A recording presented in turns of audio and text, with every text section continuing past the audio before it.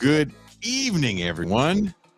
I am your host, Jason Miles, and welcome to another episode of This is Revolution podcast.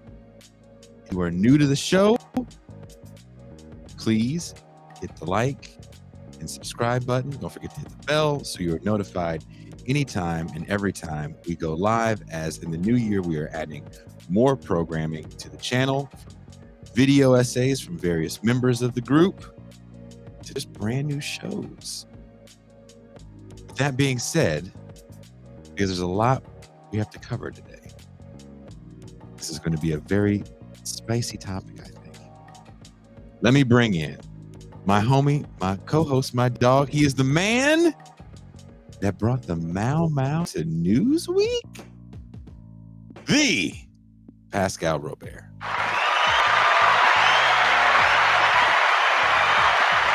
Peace and greetings to the audience. Peace and greetings to the chat. Peace and greetings, Jason Miles. It is very interesting. You have to admit that you get to write for Newsweek. I mean, I guess. Negro. I mean, yeah. You know as well as I know that we are always shocked whenever it's like, damn, they're publishing Pascal. That's dope. I think it's an excellent opportunity to expand the political Overton window. Oh, so very well put. That's what we're doing. We're expanding political Overton window. Are you ready for today's show, Pascal? Absolutely. Brianna apparently said Pascal was one of her most popular guests on her Catherine Lou clip. What? Brianna Joy. That's the Brianna they're talking about. Who said that? Where are you getting Brianna this? Joy Gray said it. On Someone her said it in the chat. I have the chat on the side of my screen, and I wanted to read that to you just so you know. Am I supposed to not see the chat? Because I can't see it. You're banned from seeing the chat. Is that what happened? No, if I had that power, I would totally ban you like years ago from seeing the chat. Because you get so mad at the chat. You make Pascal mad. Want me to highlight that message for you so you can see it? I guess, yeah. One was probably on her Catherine Lou clip today. Oh, okay. I was watching Bernie Worrell, keyboard legend and Parliament Funkadelic member, Bernie Worrell, said Brianna. I don't know if that's the same Bernie Worrell. I think that Bernie Worrell has passed away. Maybe this is his ghost. But I watched the Catherine Lou episode. It was actually pretty good. I did watch it. I haven't watched it. I like Catherine Lou a lot, as a matter of fact. She was a great guest. Yes. And, I haven't watched that whole episode. I watched a brief clip, and it looked interesting. But I did not know that they mentioned me on the episode. Shout out to both of them. Look at that. Well, you know, Catherine was supposed to come down here and be one of the guests for Terrace Talks. You mentioned that. But she caught the corona, and also we were supposed to have some help on today's show with another good friend of show who has done great scholarship in Native American history, Professor John Graham at the Missouri State University, and he also came down and got sick. We had another pre-record show we were supposed to do. That guest came down with it, so I'm not gonna lie, I'm a little shook. That happened on January 1st with Dr. Celestine Joseph. The January 1st Haitian history show. Right. I actually mentioned that on the audio only. There was supposed to be two guests. Another person. I didn't see who it was. Yeah, Dr. Lou, and he came down with the COVID. He couldn't make it. But everybody's better. He's better. Dr. Lou is better now. And obviously Catherine, so she will be down here at some point. Now class is in session, so it'll be a minute. But I did not know that she had caught COVID. That's wow. She got sick. It's insane, man. Everybody's getting it. Well, I made a clip for today, but I didn't put it on YouTube first. I don't know if this is going to be a thing with us or just because I had so many issues with the video essay and getting that up that it just put me behind the 8 ball, but I do have a video ready for our show today to get you guys ready for what we're going to talk about.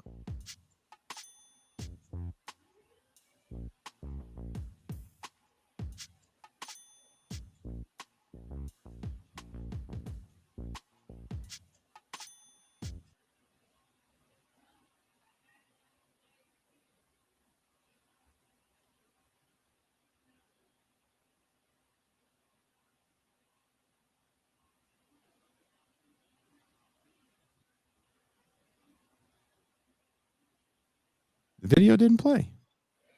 I noticed that. That's strange. That's strange. Well, It's conspiracy. It is. It's the deep state. That's frustrating. Kuba's behind it all. Fucking Kuba is the, he didn't even respond. I put him, how he always goes, I thought I was on the show because I was on the email thread. Notice he didn't respond, and he was on the email thread. So he did that. No, that was not a scene from Coachella, because no one was wearing a flower crown. It's not a dream catcher you see at Coachella. It is flower crowns. I've been to too many Coachellas, and I know that, sadly. Well, let's get our guests in here. Give me 1 second. You've seen him before on the show. He is a professor with another good friend of show, Teray Reed. Professor Keith Pluymers.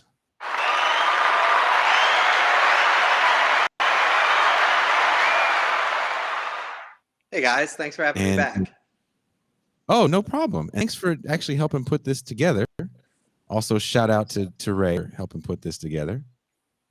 But once Teray hit Keith up, Keith goes, you know who would be great at this? A friend of mine, Hayley Negrin.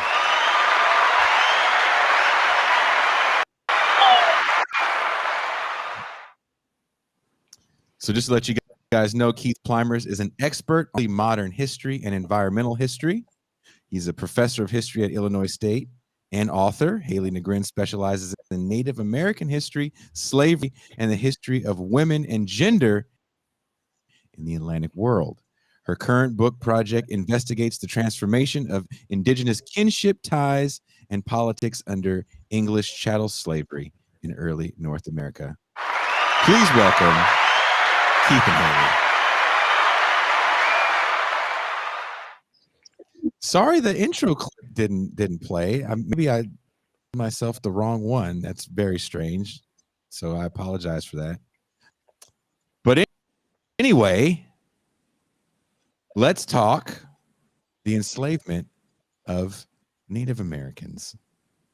The culture war is heating up in this election year of 2020. And there is so much talk over critical race theory being taught in our primary and high schools, and the 1619 Project, reparations discourse. But there's one thing that seems to be constantly glossed over, and that is Native American enslavement, which happened for quite a long time in the Americas, throughout the Americas. And even I was kind of shocked to read this, that Native Americans made their way to the African continent in the slave trade as well. What is up with that? Why is this the glossed over, forgotten history? Who wants to take this first? Why don't I kick it off with a historian one, and then Hayley can fill in all the things that I miss. So one of the big problems in doing history, just kind of generally, is it's tough to write about stuff that people didn't write about at the time. And if you go back to the early modern period, there's a lot of different governments that are going to say it's illegal to enslave Native people. So Spain, at one point, there's going to be this very famous debate called the Valladolid debates, which are debating whether or not Native peoples had souls, and if they did, they couldn't be enslaved, and if they didn't, they could be. Yeah, brutal stuff. And so you have essentially laws in lots of places that say, we can't enslave these people. And then, despite having those laws on the books, places go around and enslave people in large numbers, but they don't sort of write it down and tally things up in the way that feels familiar to scholars who've worked on, say, the enslavement of people of African descent and of Africans. And so there's this sort of record problem where if you're doing history of Native slavery in a lot of places, though as Hayley's going to tell you, not every place, it won't be written down in the same way that it has been written down for Africans and people of African descent. So there's this sort of source problem that means to some degree it's hard to find this stuff. And so I think that's one of the like technical things that's behind it. But I'll let Hayley take over now. Yeah, thanks, Keith. That's a good point. The sources are tough to find, though. Of course, that is what we said about the African slave trade in what, like the 70s or 80s, right before the African slave trade database, came into being. Like, there was a time when scholars were like, "We'll never know how many people were enslaved in Africa," and now we have pretty damn good numbers. We're never going to know for sure about everybody, but we're doing pretty well. And I think it's my hope that over time, we'll be able to get a little better with numbers for Indigenous enslavement, in spite of how hard the records are. But another reason, I'll just add, there's a lot of reasons. There's so many reasons why this is a little. What would you say is the main reason? Is it political? Well, I mean, in the South, you have a situation where older, like the third or fourth generation of Southern slaveholders in South Carolina and Virginia, away from the earlier era of Native enslavement, are going back and saying, I'm going to racialize Native people in a particular way, and I'm going to racialize Black people in a particular way. And they look at, I have this judge from the 1830s in South Carolina who lets a Native person go free. And his whole argument as to why he did that was this discussion of, the Negro, right, is meant to be in a state of enslavement forever. That is where they belong. The Native person is a wild, savage, free person.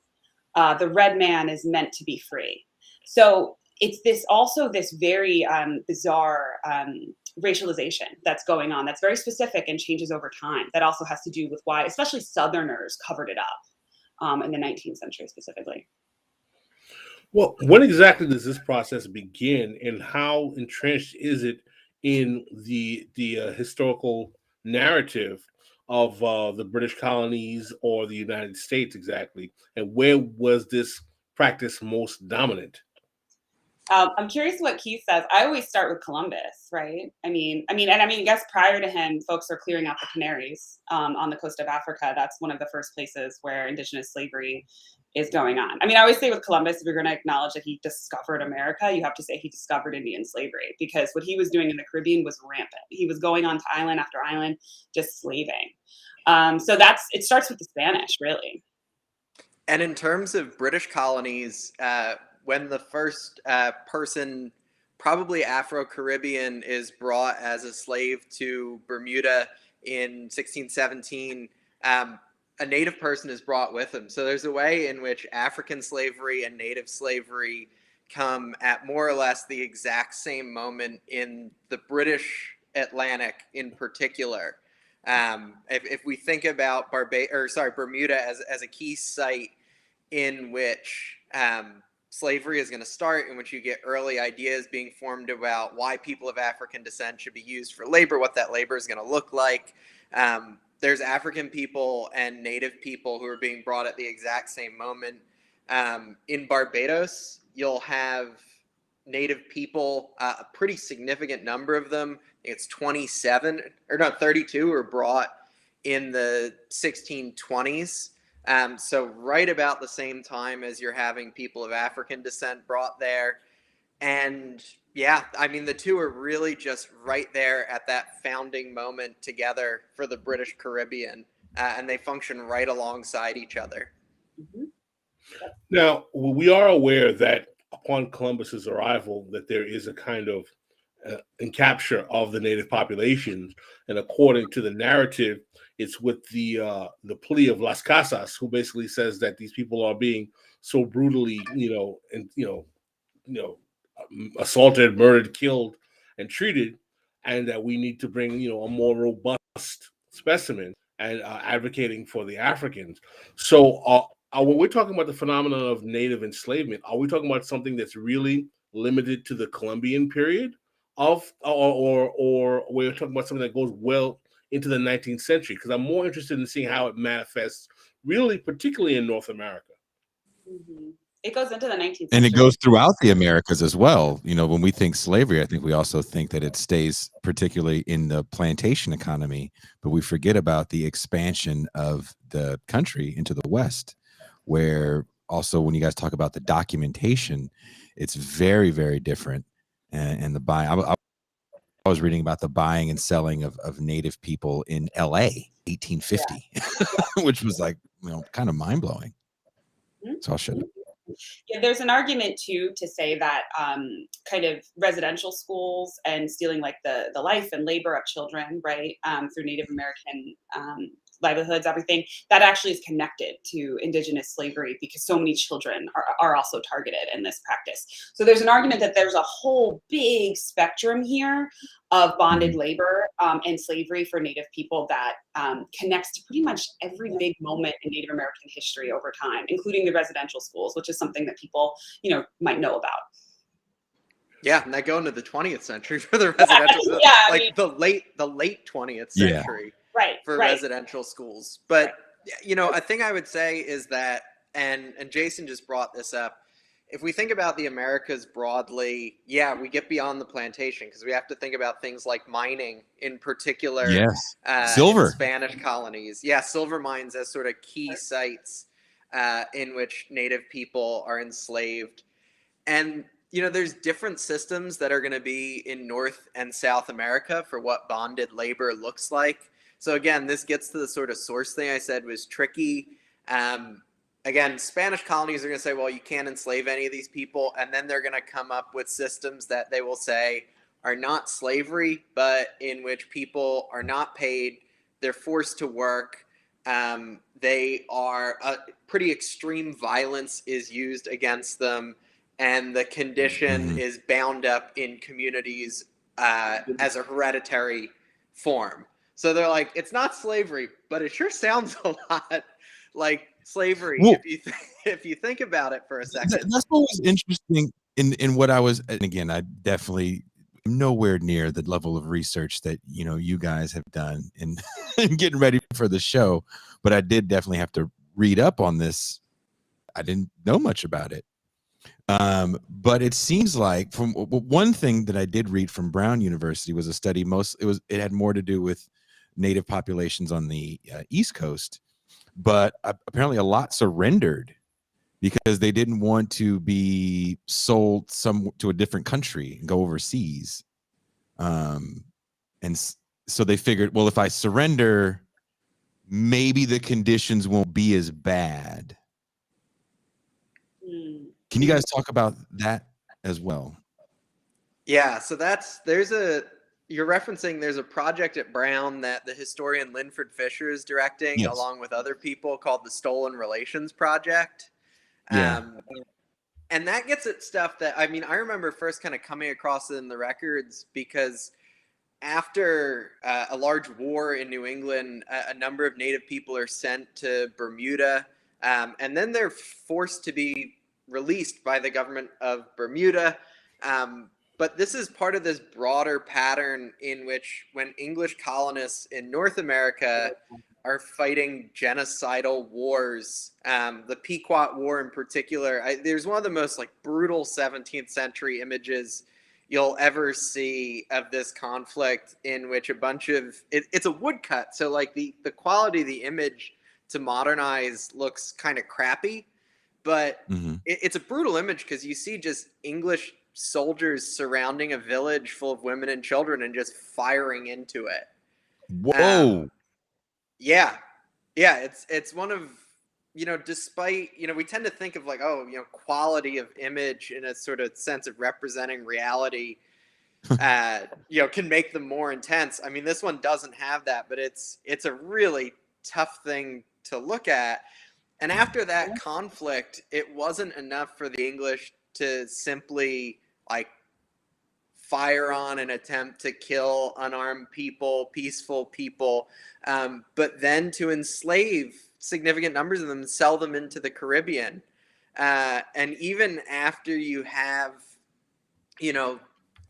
attempts to sort of free them, there's going to be this consistent pattern through the 17th century of Native people in North America being sold into slavery in the Caribbean. And the same historian, Linford Fisher, points out that when Barbados in the 1670s ultimately tries to outlaw the presence of native slaves in Barbados, they don't do it for humanitarian purposes. They do it because they're afraid that native people are violent and rebellious and will encourage enslaved Africans to rise up and kill off the white planters on the island. So like even at the moment of like potential, like a small glimpse where you're like, oh, is that a little brief moment of humanity? No, they're afraid that they won't be able to maintain control on the island here if they have a combination of enslaved native people and enslaved African people. And like Hayley was saying before, it's bound up with these sort of these parallel forms of racialization that are going on in terms of how English people are stereotyping Africans and people of African descent and then native people. Well, let's take this super chat here. To what extent was mass enslavement of indigenous peoples limited by the mass deaths of millions of indigenous people from European diseases? So one thing I would say is that you want to be careful with this idea that disease sort of made native people sort of unfit for slavery. I mean, what does it even mean to be a good slave, right? But that is a perception that early colonists actually used to racialize native people as well, and also to hide native slavery, to say that, well, we didn't enslave them, they all actually just died of disease. That's actually what it is. And when you actually start to look at the records, and I always tell my students this, yes, disease was a big deal in early native societies, for sure, when they encountered Europeans. However, if you really start to look at the numbers, you see that a huge amount of African people were also dying at that same moment. And if you look in individual settlements, there are still more native people than Europeans in those areas. So I think disease has been a cover in a lot of ways, used to kind of hide, both in the time, and maybe I think it was a reason scholars didn't look into this as much until, the past 20 years. Do we have records in terms of what states, particularly in the colonial period or even in the post-American Revolutionary period, were most participatory in this process of Native American slavery? So I would definitely say South Carolina for sure. That's the mothership of Indigenous enslavement in the British colonial world. They enslaved, no numbers are tough, but we think around at least 50,000 people, and that's from 1670 to 1717 alone. So they're enslaving a lot of people in South Carolina. And what y'all were talking about earlier about like we have to look off the plantation for native labor, true, totally true. However, we also kind of have to look on the plantation too, because like there are native people in those rice fields and in those tobacco fields in Virginia. So someone asked the question, and I actually read about this, was Native American enslavement generational? Because again, I think, and Keith, you said this, why this show even stuck in my head is when you were on the show the first time, you mentioned this, I forget what the context was, but you mentioned people always estimate how long Native enslavement actually lasted. And so to the question, was Indigenous enslavement multi-generational, you two would respond with a yes, for sure. And in my research, we've got a lot of great work on part of Sequitur Ventrum and how African women's wombs are targeted, right, to pass on racial slavery to children. And in my research, what I find is a lot of the same justifications and the same sort of early modern ideas about law and race are being used to do that to Indigenous women too. It just happens in certain areas and at certain times and looks a little bit differently compared to African slavery, depending on how shipments are going and a lot of other things. Mhm. But it's definitely happening. One of the things that I wanted to ask relative to this is that we know that pretty much in 1808, starting with 1807, actually, with legislation, but eventually within the Constitution in 1808, legally, the transatlantic slave trade pretty much is outlawed in terms of North America, largely for reasons having to do with the Haitian Revolution and a few other things, but we don't have to go there.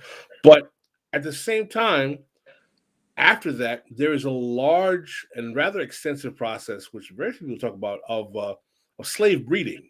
Literally, that the slave breeding industry is what helps facilitate the growth of the Black population in America from something around 500,000 in the early 1800s to right before the Civil War, it grows to 4 million. After the importation of Africans stops in North America, was there any type of similar mechanism to increase the native slave population amongst plantation owners or slave owners in North America? I don't know the answer to that. Hayley, do you know the answer to that? I mean, I haven't. It depends on what you would call a concerted effort or a program. I mean, I have seen in wills, right? I mean, there's a very careful effort to. I'm going to give my daughter a female Indian slave and her increase, right? I'm going to give that to her because that's going to assure not only her but her children. There's a very concerted effort to match Native women with people who the slave owners are looking to have more slaves, to give them more slaves. And that's kind of happening throughout. But I don't know that I've seen a concerted effort of breeding in the same way that the domestic slave trade was shaped. But, there are also even times where, slave breeding for African people was dialed back too, depending on the nature of the economy. Like in New England in the colonial period, sometimes they're like, actually, I don't want a bunch of people in my small house. I want to slow down the breeding of enslaved Black people. So I guess my point is just that there's a lot of variation over time.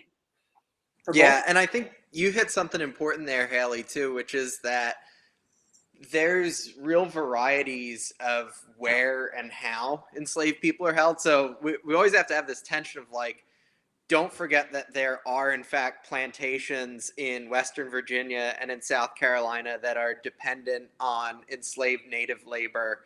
But also the idea of people who were enslaved as domestic servants or as sort of domestic labor ends up being a crucial one. A book like Andres Resendez's The Other Slavery is going to point out, some of those sales of enslaved native people in California that Jason referenced from the 19th century, those were bound up with sort of domestic labor.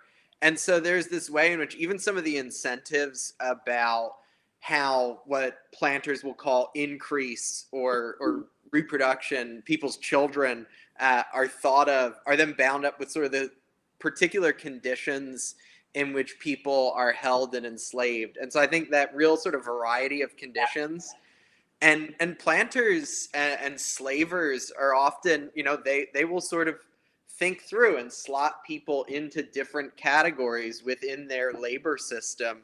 And make all kinds of, frankly, like grotesque determinations about who should be slotted exactly where, and then use those determinations to think through things like, is reproduction good or bad?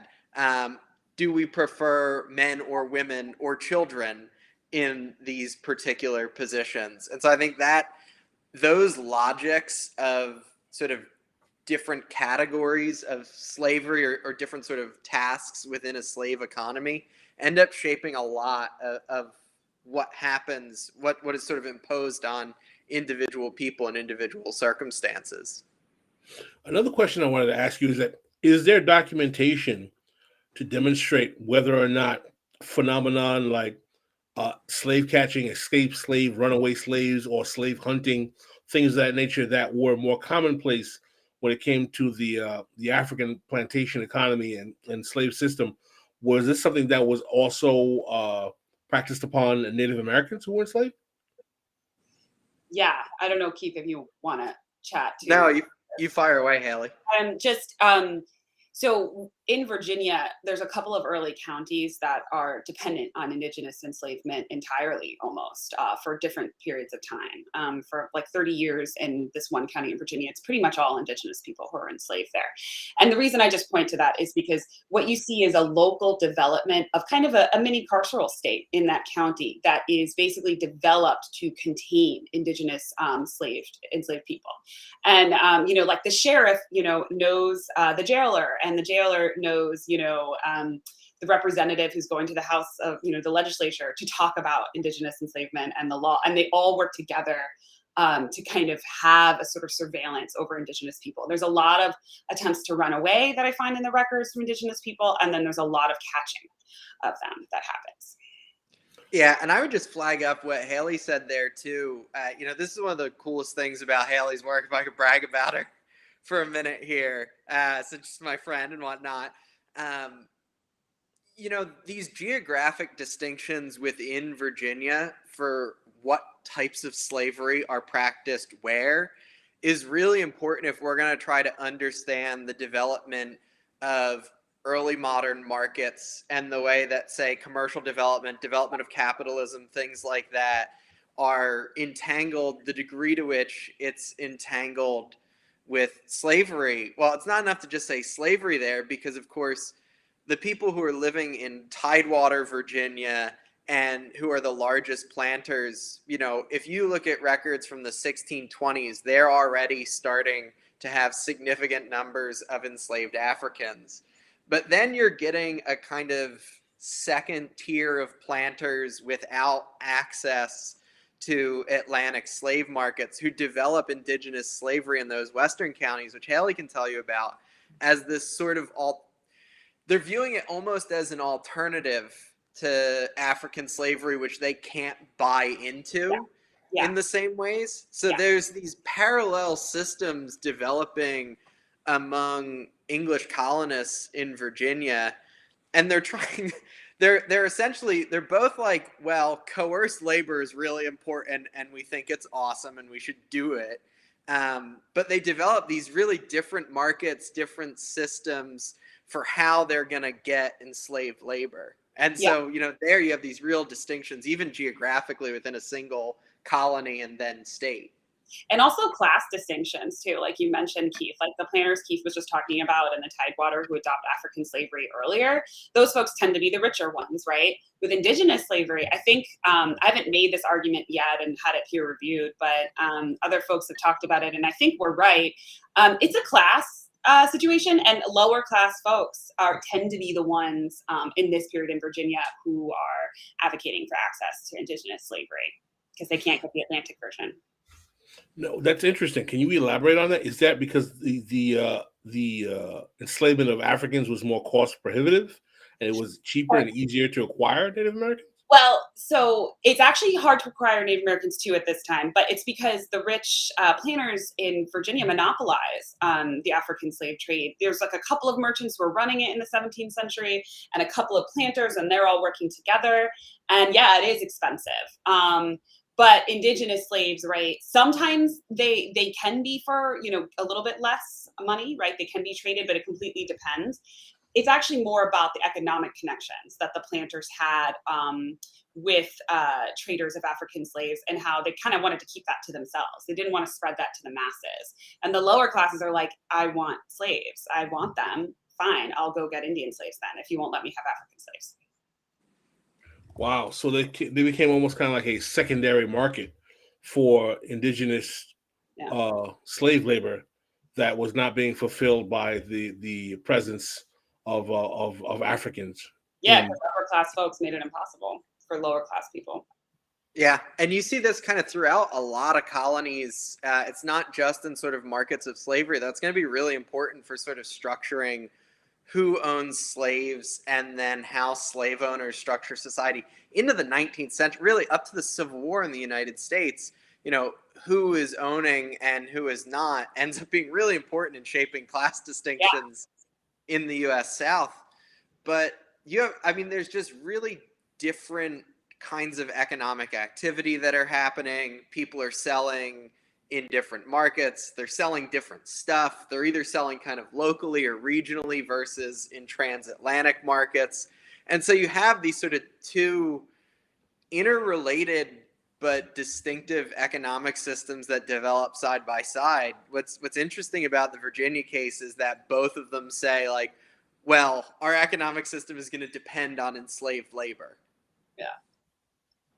And one of the things that we learn also, and I really want to get into this, is that there's a presence of indigenous Native Americans on the African continent being used as enslaved labor as well. How exactly does that happen? Exactly. I mean, I think Jason was talking about that. Or they were imported? I have no idea on that. I don't know about this either. I think Jason uncovered something. I don't know. That was from the Brown. That was from the Brown.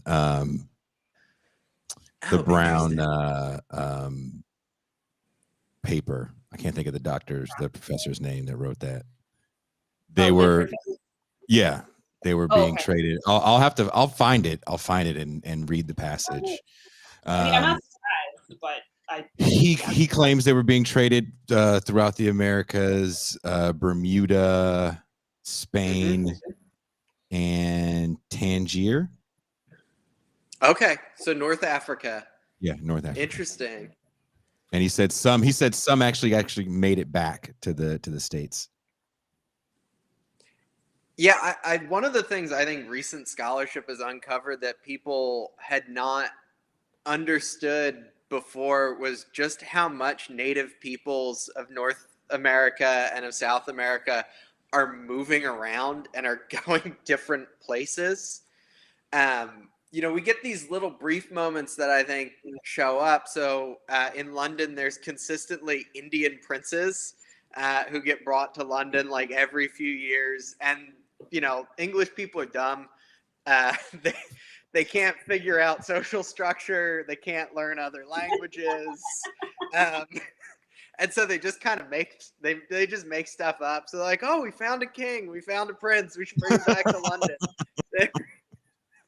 And people there are like, wow, it's a king. This is the coolest thing ever. We saw a king. They don't know anybody. But so we get these moments where native people are moving around the Atlantic. And we know about the really sort of like dramatic ones where they're brought as coerced guests for dignitaries in London and things like that, or to engage in some degree of diplomacy, they hope, or to be in Spain or in France or things like that. But yeah, I think there's a lot more, and we will find a lot more people on the move the more we look. Well, I found the part where he says that. So it says Native American slavery is a piece of history of slavery that has been glossed over, Fisher said, between 1492 and...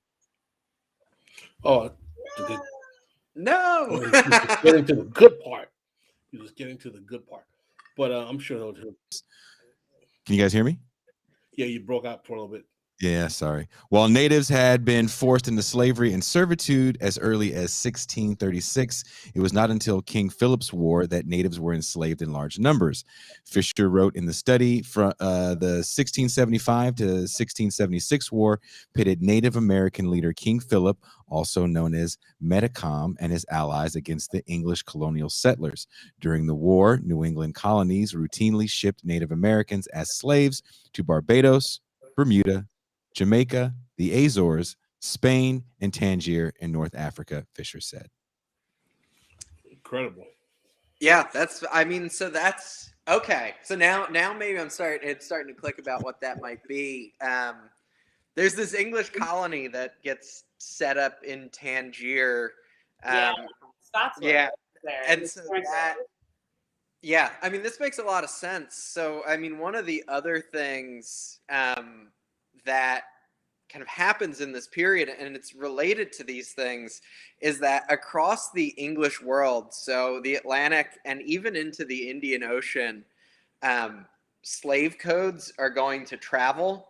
So things that start in Barbados, for example, the language, the rhetoric, specific restrictions on movement, on everything from like ability to have an animal. I mean, they really get that specific. These are just going to sort of ping pong around. So South Carolina codes that are going to sort of define how slavery looks, for example, owe something to ones being cooked up in Barbados as well. And so, yeah, it's not surprising that people are sort of following, because there's laws, there's particular colonial individuals, and yeah, there's enslaved people who are moving all around. So yeah, that makes total sense why Tangier is in there now, because that's at this moment when there's this English project there, and they're thinking that they are going to have maybe another colonial outpost this time in North Africa. Things don't go great there, but that's another story. Yeah. The English Empire is global and it is vast, though we only talk about the North American mainland often, right? When we're talking about American history, it's vast. No, absolutely. But I mean, I know that we were talking about the difficulty in ascertaining numbers here, but I mean, not to not to make your jobs harder than it already is, but can you give us a sense in terms of at least some context what we're talking about in terms of various periods of time? What's the overall quotient of these indigenous folk that are being enslaved? So Andres Resendes estimates that between 1492 and 1900, which note that end date that he's going to get to, there are between 2.5 and 5 million native peoples who are enslaved throughout the Americas, so North and South America combined, which is a substantial number. That's a really huge number across the Americas. Do we have any more specific and detailed numbers for North America in and of itself? I don't think anybody's tried to put that together, just North America. Because have you seen that, Keith? I haven't. I'll see some in the South. I'll see some for different areas, but yeah, I haven't seen that. But I mean, I think you could point to what was the number you gave for how many people in just sort of Virginia, South Carolina in the 17th and 18th centuries, because I think that gives a sense of the scale, that this is not just sort of small. I mean, the first things you encounter are like 1 or 2 people early in the 17th century, but by the time Hayley's working, you get really significant numbers. Yeah, so in South Carolina, and one of the things too about the time period, so in South Carolina between like 1670 and 1717, this is a time of the maturation of the plantation complex there. Like they are figured out at this time, how to be profitable, right, through rice, and also African slavery and indigenous slavery is how they're going to make their money. So they're literally figuring everything out. And in that time period, while they're working on that, 50,000 indigenous people are enslaved from 1670 to 1717. So I find it pretty significant that the same moment they're trying to figure out African racial slavery and rice and how to make the plantation machine profitable, they are enslaving massive numbers of indigenous people as well. And yet we don't really talk about that as much. Okay. Another question I wanted to ask you, and this is something that actually, Keith, you had brought up last time you were on our show, was that one of the interesting things about the way in which the plantation economy worked overall, including North America, is that the labor specificity of the Africans that were imported was something that's rarely discussed, in that there were Africans from certain geographical locations on the African continent. For example, we talk about often Senegambia in terms of being the rice coast and their capacity to know how to grow rice, and how various Africans from different regional locations on the continent were imported because of the skill sets they had obtained in their locality, in their indigenous homeland. Was there any similar type of process with indigenous Native Americans that we have record of, in which they may have had particular skill sets in their localities that were incorporated into the indigenous slave plantation system. Keith, should I share thoughts first? I guess. Yeah, why don't you go first? Because you've got a lot of stuff after it's more mature, and I just have the sort of opening moments in which this thing kicks off. Well, so I have evidence in Virginia of planters targeting indigenous young men and boys for particular hunting expeditions that they're going on. They're always trying to get rid of wolves because they're coming after their cattle. So that's one thing that we do know is a legit skill transfer. It's really hard to prove all this stuff, and scholars get into really tough debates even about rice culture and the knowledge that West African women had or didn't have when they came to South Carolina. So there's a lot of debate about that even on the African side, but in the indigenous context, I think for me, what I have found to be pretty clear, they care about hunting skills, and then they also care about the ability to plant corn. So Indian corn becomes a really important part of the plantation complex because it's a food source in South Carolina and Virginia. And who would be an expert in, quote, Indian corn, but Native American women, right, who were enslaved all throughout the South. So corn is a big one. And then, there might be some pullover with tobacco. It's possible, but I would say corn and hunting would be the main thing I would point out. What do you think, Keith?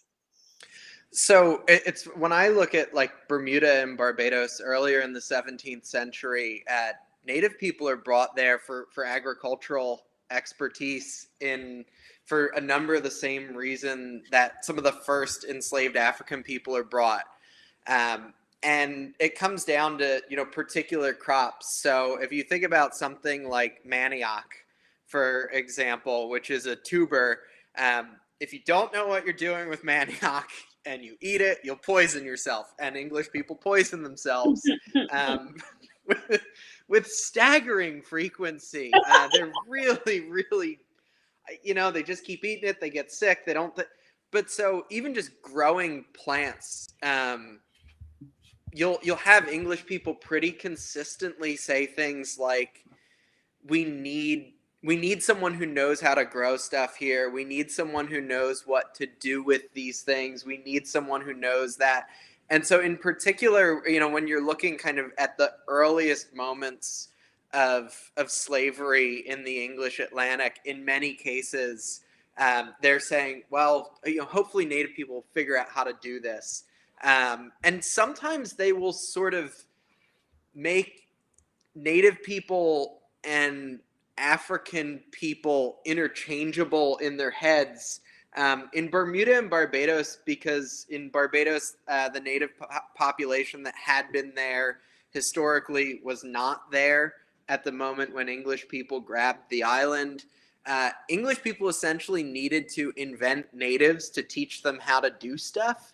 And so they both stole Native people from the continent, from South America, circum-Caribbean region, but then also brought in enslaved African people, many of whom had likely been enslaved in the Spanish Caribbean, with the idea that somehow between these groups you would get a sort of local expert who could teach them how to do stuff that they couldn't figure out on their own. So yeah, there's a way in which agricultural knowledge ends up being really important. And interestingly, regarding hunting, one of the few images we have of an enslaved Native person from Barbados in the 17th century is on this map of the island produced in the 1650s, and he's there with a bow and a lot of animals. And so yeah, there is this sense in which like hunting skill, fishing skill, it's something that English people can't figure out, and so they look for someone else who will teach them how to do it. We had a really good question that showed up on the screen about the cooperation between escaped or escaping Africans going on to Native American tribal lands, reservations, I guess would be the proper term, because they wouldn't have been reservations at the time. But is there evidence of any kind of cooperative effort? I know we have the story of in Florida with the rebellion between the Native Americans and the African enslaved against the Andrew Jackson administration. I don't know why the name of that actual rebellion is is escaping me at the moment. It's a very Florida history. I live in Florida, as a matter of fact. But are there other examples of enslaved Africans engaging with either enslaved native indigenous populations or working with them to fight against the plantation economy or escape into their tribal lands or tribal territories? Please share. Yeah, for sure. There's definitely examples of that happening in Virginia. There's also there's one case I follow where it's a mixed Afro-Indigenous family that is escaping together in the 1730s, and they go from South Carolina and they make their way to New Jersey. Or actually, I'm sorry, they come from New Jersey back to South Carolina because they have indigenous kin in that region. So I see that. I also see instances where there are reasons why Native nations can't cooperate with runaway African people. That also happens as well. So it kind of depends on the time period and sort of what's going on with the relationship between the state and Native people in a given area. But I do see cooperation. Yeah, in the Caribbean, there's quite a bit of it as well. So in Dominica, for example, you have pretty significant. It's a place that's an important site of marriage from Barbados in particular, where in many cases, unlike Jamaica, say, where you have large maroon communities that live in mountains and burn plantations, things like that. In Barbados, sort of on the island, marriage is a little bit tougher. People do it, but in many cases they do what the historian Hilary Beckles calls maritime marriage. So they get in vessels of their own making and go elsewhere, which is terrifying, right? You don't know where you're going, but you're elsewhere. And in that case, the Kalinago of the Caribbean, people who are sometimes called Black Caribs in cases, you have these mixed African and indigenous communities that develop around the Caribbean into the 18th century. So they persist for a long time on sort of outlying islands that aren't at the hub of the British plantation complex there. And so, yeah, you have these moments where there's communities that develop together, where people are adopted into communities, and that are very much bound up with things like marriage and escaping slavery. Well, one of the things that we're going to want to touch on, because we're coming up close to the end of the hour, is, and this is a hot topic that is always brought up, particularly in the issue of reparations and whatnot, is the role of Native Americans in the enslavement of Africans or Black people in North America. And I'd love to actually discuss the extent to which this occurs or does not occur, and why exactly it's something that is really, I find it as a means to delegitimize, number one, any kind of notion of solidarity between the two communities. It's oftentimes brought up, and often as a kind of upswingship in terms of reparations discourse is like, well, they enslaved us too, so they don't deserve to get anything, or so on and so forth. So I'm really interested in understanding, like, what are the politics that surround this particular phenomenon, the extensive nature of it, and what that's about. Because you're talking about the civilized tribes, Pascal. Was it the 5 civilized tribes? 5 civilized tribes, yeah. So I'm sure Keith has plenty to say about this as well. But I guess I'll just start by saying that in the early 1800s, Cherokees owned 600 enslaved African people. There's about like 20 to 35 families in Cherokee Nation. That's it, that own enslaved African people. And I think that the question for scholars has been, how do you frame this right? How do you capture the violence, right, of being a slave owner, right, which is violence no matter how many people you're enslaving, no matter what you're doing. But also, how do you capture the layers of violence that are being, that Native people are experiencing in this time period? So Taya Miles wrote a book called The House on Diamond Hill that I think does this perfectly, where she talks about how, colonialism is actually a major reason why Cherokees turned to slaveholding and cotton growing in the South, right? Because the argument coming from Jackson and everybody else, right, is you're not civilized enough to keep your land. You're not civilized enough and you're not white enough to be sovereign. And so the response from, well-to-do Cherokees is like, well, okay, I'll civilize myself. And part of that is becoming a slave owner. That doesn't allow them to keep their land, though, in the end, right? Because in the end, in America, right, you have to be white to be sovereign, really, I think is what removal teaches us. And is that what they're trying to do, though? Are they trying to assimilate, if you will, by supporting the Confederacy in some instances? Yeah, definitely. And I mean, you can see this in the South throughout time. I mean, Native people will generally side with whatever side will, offer them the ability to keep their land. Whatever side, during the Revolution, you see this. During the American Civil War, you see this.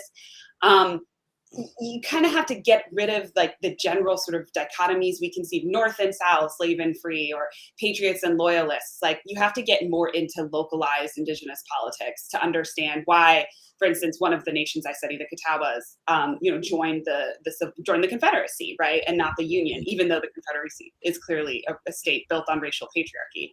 So I guess that's just to say that. I think that in our minds, Native slave ownership of Black people looms so much larger than what it actually maybe was. And as I say that, you have to be really careful because you don't want to minimize the violence, right, of this experience. But I will say, numbers wise, you can pretty much point to that. I don't know, Keith, do you have anything to add? No, I mean, I think Jason brought up one of the key points, which is that for the U.S. state that develops,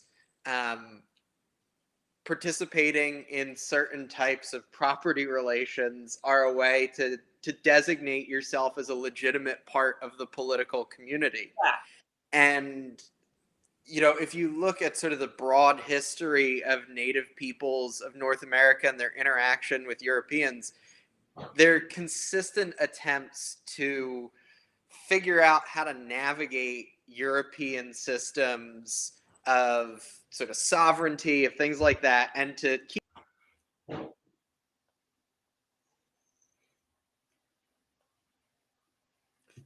Did Keith break up? I think you froze for a second there.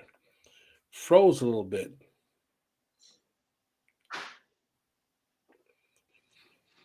Jeez. Is Keith in Mexico as well? I don't think Keith is in Mexico. He's in Illinois, which is close enough. The exotic state of Illinois. Very good. Keith, you didn't tell me you had Baja internet in Illinois. Yeah, apparently Central Illinois is dealing with a similar quality of internet as Baja. Greatest comment. Hold on, this moving too fast. But someone said, Gigi said 1619 Project got him. Not even the deep state. It was Nicole Hannah Jones. She was like, nope, you shall not pass.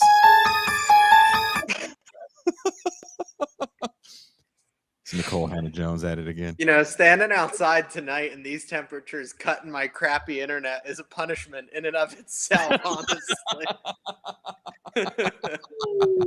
Well, before you answer that, don't even answer the question. Save your answer because we are coming up on the end of the hour. And I know it's later where you guys are, so I want to make sure that I steal both of you for the bonus patron-only champagne room. We now call it the champagne room. I like that. That's fancy. Thank you, Chris Catrone, for helping us out with that name. I forget why we even wanted to call it when that show happened, but we're going to dive deeper into this question of Native Americans enslaving Africans, Native Americans working with freed African slaves, and then Keith promises in the champagne room he will discuss his choice for who gets reparations. Oh God. He said like an award off air. He's like, it's like an award. And you choose. It's a tiered system of choice. Oh boy.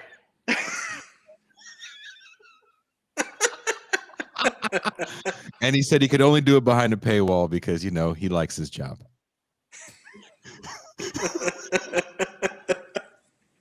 Trying to kill me.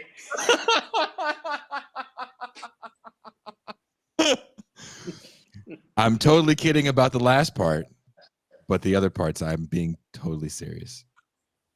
So thank you guys. I will be sending you a link to the champagne room. If you're already a patron, you should already have the link. If you want to get in on this discussion, bam, link is on the screen, patreon.com/Bitter Lake Presents. Pascal, are you ready? Ready to rock and roll. All right, and we are out.